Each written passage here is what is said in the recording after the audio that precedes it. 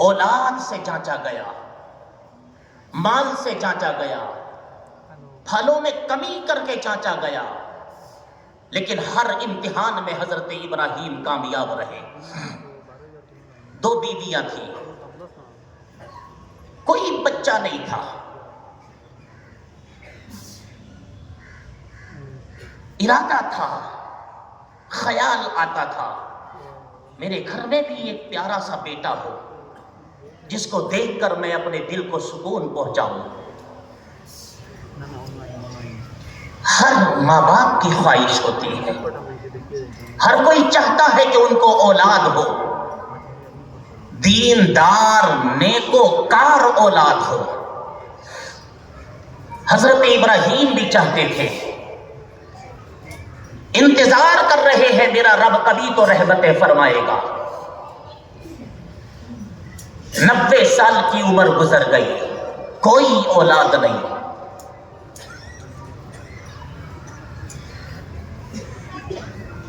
آخر کار دعا کرتی، میرے مولا ساری کائنات کو بیٹے اور بیٹیاں دینے والے پروردگار، اجڑی ہوئی بستی کو آباد فرمانے والے خالق کائنات، ٹوٹے ہوئے دلوں کو سہارا دینے والے مولا، بے اولادوں کے گھروں میں اولاد کی نعمت سے مالا مال کرنے والے پروردگار، تیرا خلیل، تیری توحید کا پرچم لہرانے والا تیری بارگاہ میں ہاتھ اٹھا کر کے دعا کرتا ہے، ربی حبلی من الصالحین، مولا مجھے نیک بیٹا عطا فرما دے۔ ہر پیغمبر کی دعا مستجاب ہوتی ہے۔ ادھر دعا کی گئی، رب پاک نے حضرت جبریل کو بھیجا، خلیل کی دعا ختم ہونے نہ پائے بشارت جا کر سنا دو، فبشرناہ بغلام حلیم، اللہ نے آپ کو ایک بردبار بیٹا دینے کا ارادہ فرمایا ہے، خوشخبری سنا دی۔ حضرت ہاجرہ کے وطن اقدس سے حضرت اسماعیل کی شکل میں ایک چاند سا بیٹا خلیل اللہ کے گھر میں پیدا ہوا۔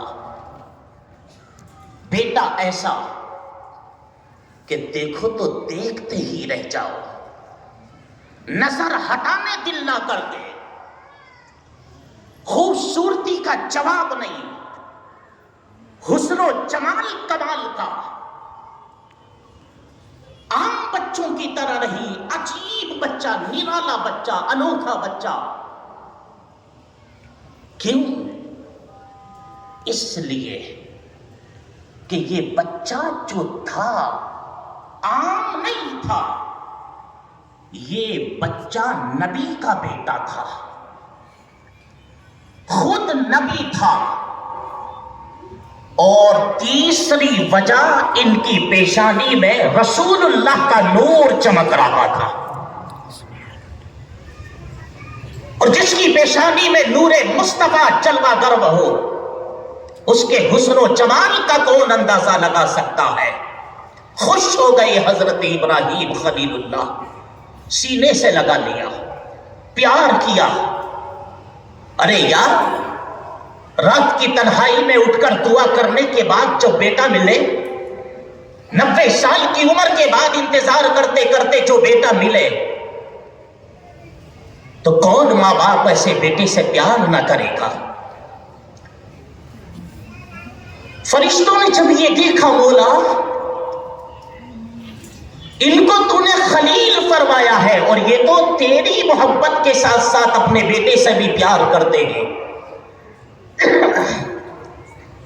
خلیل وہ ہوتا ہے جو صرف اللہ سے پیار کرے، بوڑھے دوست کو خلیل کہتے ہیں۔ کسی سے پیار نہ کرے، صرف اللہ سے، سب سے زیادہ اگر پیار ہو تو اللہ سے اس کے دل میں پیار ہو۔ مولا یہ تو اپنے بیٹے سے پیار کر رہے ہیں۔ رب پاک نے فرمایا، فرشتوں میرے خلیل کو دیکھنا چاہتے ہو؟ ہاں مولا دیکھنا چاہتے ہیں۔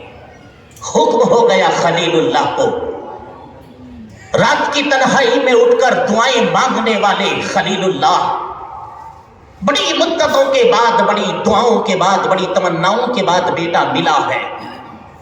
بڑا پیار کر رہے ہو اس بیٹے کو، اب جاؤ اللہ کی رضا کے لیے اس بیٹے کو اور اس بیٹے کی ماں کو فلاں جگہ جہاں نہ کوئی آبادی ہے، نہ کوئی کھانے پینے کا انتظام ہے، وادی غیر ذی زرع میں چھوڑ کر چلے آؤ. اللہ کی رضا کے لیے یہ اللہ کا حکم ہے. اب ذرا بتائیں، بڑھاپے کا سہارا، بڑی تمناؤں کے بعد ملنے والا بیٹا ملا اور اللہ کا حکم ہو گیا اسے چھوڑ کر آ جاؤ. امتحان چل رہا ہے حضرت خلیلullah کا. کبھی نارے نمرود میں ڈال کر کے امتحان لیا جاتا ہے، کبھی بیٹے کو اور ان کی ماں کو یعنی حضرت ہاجرہ کو ایسی وادی میں چھوڑ دیا جہاں کوئی سبزہ بھی نہیں تھا، بستی نہیں تھی، لوگ نہیں تھے، کھانے پینے کا انتظام نہیں تھا. دیکھتے ہیں خلیلullah میں کتنا صبر ہے. چھوڑ دیا. ملک شام میں رہ رہے ہیں حضرت خلیلullah. مکے کی سرزمین کی آبادی شروع ہو گئی قبیلہ بنو جرہم کے ذریعے سے، یعنی یہ دونوں ماں بیٹے ہی اس کے بانی بنے. خیر تفصیلی واقعہ ہے، نہیں بتانا چاہتا میں، اور مجھے احساس ہے قربانی کا دن ہے، لوگوں کو قربانی کرنا رہتا ہے. آج اپنی روح کو میں تازہ کرنا چاہتا ہوں ان بزرگوں کے واقعات سنا کر کے. موقع ملتا ہے کبھی کبھی. بیٹے سے دور تو ہو گئی مگر بیٹی کی محبت تو ابھی بھی ہے، یاد تو آتی ہے. فرشتوں نے پھر کہا مولا خلیلullah تو ابھی بھی اپنے بیٹے سے پیار کرتے ہیں، ابھی بھی محبت کرتے ہیں. فلما بلغ معه السعي، جب حضرت اسماعیل علیہ السلام چلنے پھرنے کے لائق ہو گئے. دو روایتیں پیش کرتا ہوں، ایک 7 سال کی روایت، ایک 13 سال کی روایت، حالانکہ اور بھی تفسیریں ہیں یہاں پر. چلنے پھرنے کے لائق ہو گئے، اللہ کا حکم ہو گیا، قربانی کا اشارہ خواب میں دے دیا گیا. خلیلullah تم ہماری راہ میں قربانی پیش کر دو. حضرت ابراہیم علیہ السلام نے خواب دیکھا. نبی کا خواب وحی الہی ہوتا ہے. 100 اونٹ ذبح کر دیے صبح کو. دوسرے دن کو خواب دیکھا، پھر 100 اونٹ ذبح کر دیے. تیسرے دن کو خواب دیکھا ہماری راہ میں قربان کرو. مولا کیا قربان کروں؟ فرمایا خلیل دنیا میں سب سے زیادہ جس سے پیار کرتے ہو وہ قربان کرو. سب سے زیادہ جس کو چاہتے ہو اس کو قربان کر دو ہماری راہ میں. حضرت ابراہیم چاہتے تھے اپنے بیٹے کو جو بہت سالوں پہلے مکے کی وادی میں چھوڑ کر آ گئے تھے. سمجھ گئے میرا رب میرے بیٹے کی قربانی چاہتا ہے.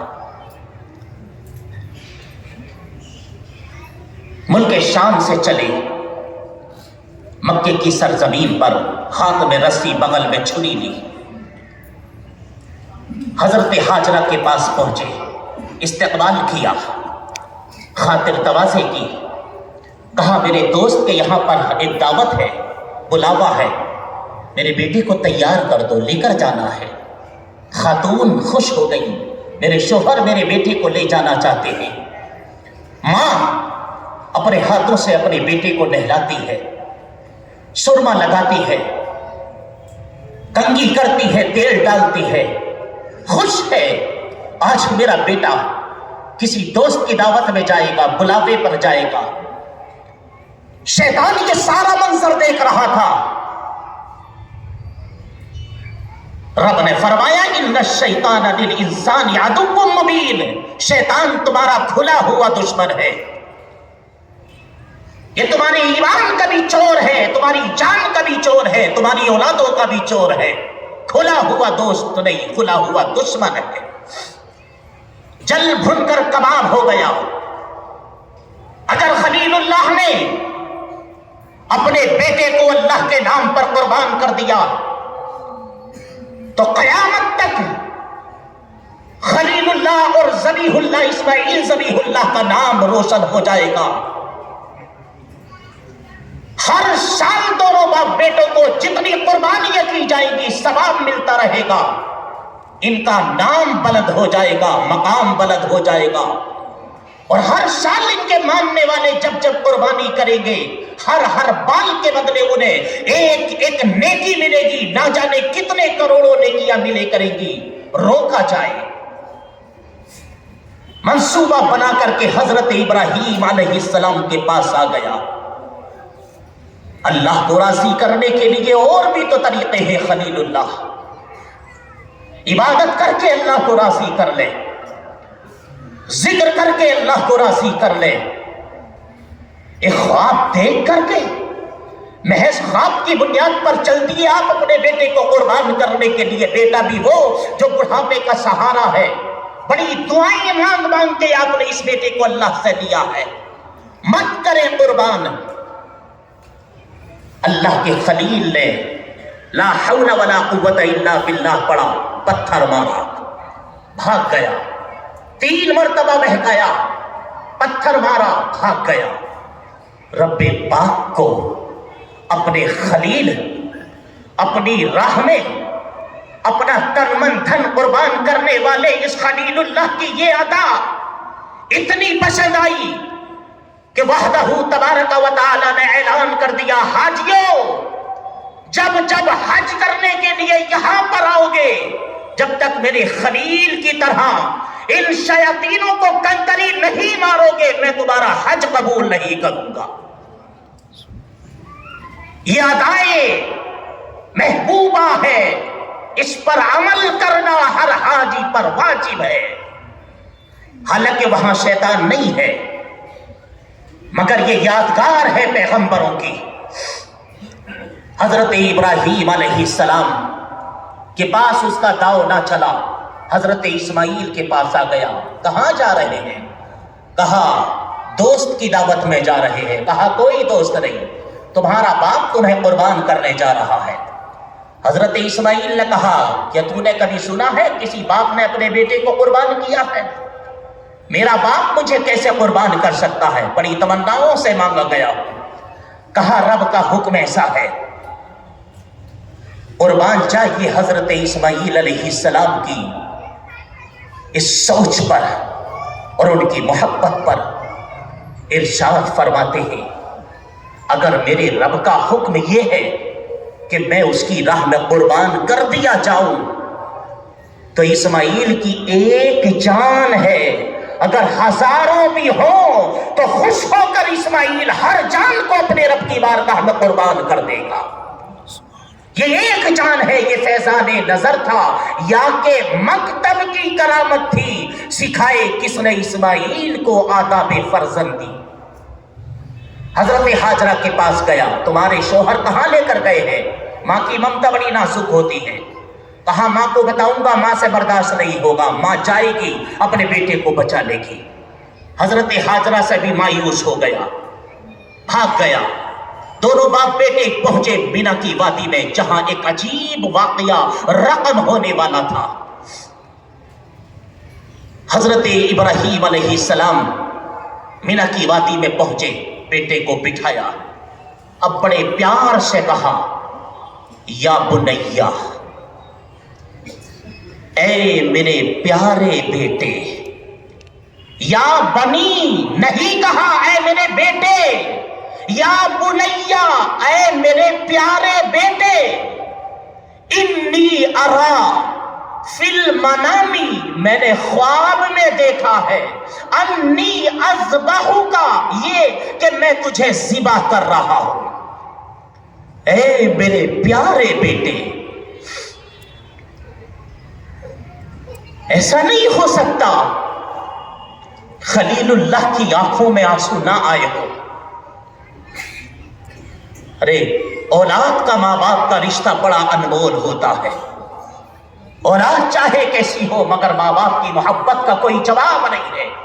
یہ ماں باپ ہے جن کی محبت میں کوئی ملاوٹ نہیں ہوا کرتی. دنیا کا ہر انسان آپ سے مطلب کر سکتا ہے مگر ماں باپ کی محبت میں کوئی ملاوٹ نظر نہیں آتی ہے.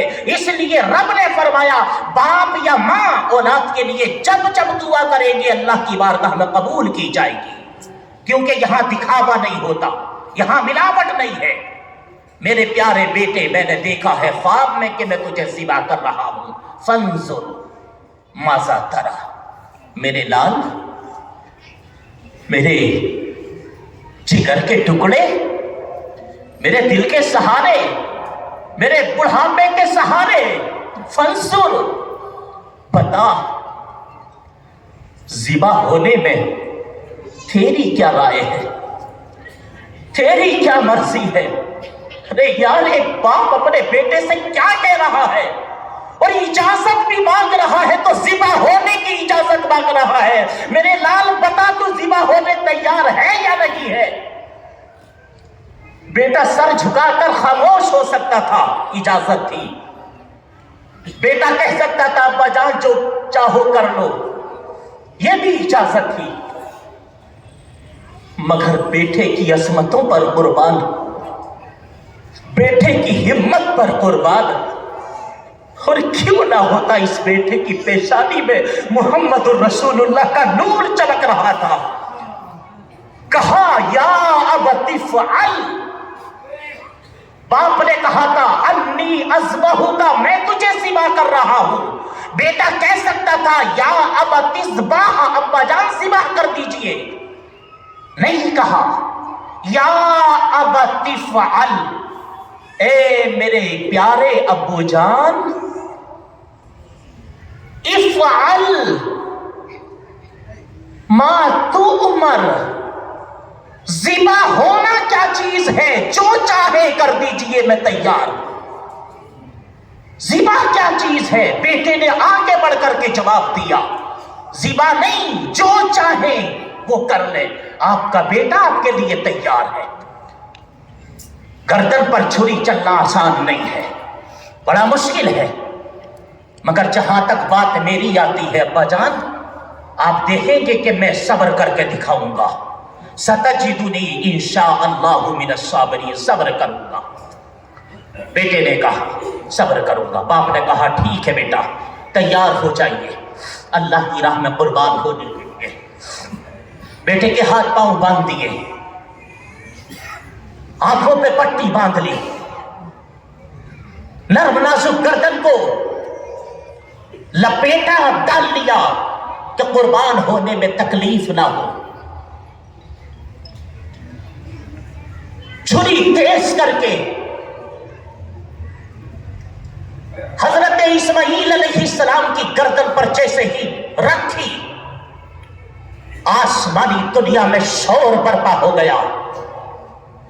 زمین و آسمان کانپ اٹھے، حوران جنت کے کلیجے دہل گئے، فرشتے عش عش کرنے لگے مولا جان گئے تیرا ابراہیم خلیل اللہ ہے.